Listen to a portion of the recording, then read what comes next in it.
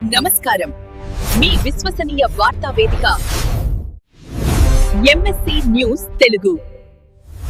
Pulse multi speciality hospital general medicine విభాగం నందు doctor Anwar physician, diabetologist, critical care specialist, general surgery విభాగం నందు doctor K Anand Goud, senior laparoscopic, laser and general surgeon doctor Teenu Chandeesh Kotla, MBBS, MS ortho, FIJR, consultant orthopaedic and joint replacement surgeon.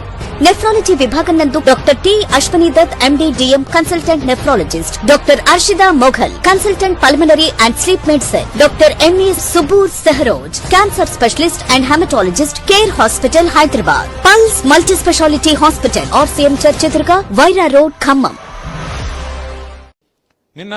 మొన్న మీరు చూసింటారు, హరీష్ రావు గారు ఒక press meet వివరంగా పెట్టినారు.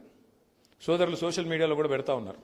ఎట్లా మళ్ళీ తెలంగాణకు నీళ్లలో అన్యాయం చేసే ప్రయత్నం జరుగుతున్నది, ఎట్లా తెలంగాణ వాటాని మళ్ళీ ఒక్కసారి తెలంగాణ ప్రాజెక్టులను రద్దు చేయమని గోదావరి రివర్ మేనేజ్మెంట్ బోర్డు మీటింగ్లో తెలంగాణకు సంబంధించిన 7 ప్రాజెక్టులు రద్దు చేయమని ఇవాళ తమ ఆధీనంలో తమ చెప్పు చేతల్లో ఉన్న కేంద్ర ప్రభుత్వాన్ని ఎట్లా ఆంధ్రప్రదేశ్ ప్రభుత్వం ఇవాళ ఆడిస్తున్నదో నిన్న వివరంగా హరీష్ రావు గారు చెప్తే మన వాళ్ళందరూ ఇవాళ నేను చూస్తూ ఉంటే ఉదయం పేపర్లో కానీ టీవీలో కానీ బ్రహ్మాండంగా మన వాళ్ళు కూడా మళ్ళీ ఒక్కసారి అంటే ఢిల్లీ పార్టీల చేతుల్లో మళ్ళీ తెలంగాణ ఎట్లా తల్లడిల్లుతున్నదో ఒకసారి అర్థం చేసుకోవాల్సిన బాధ్యత మనందరి మీద ఉన్నది.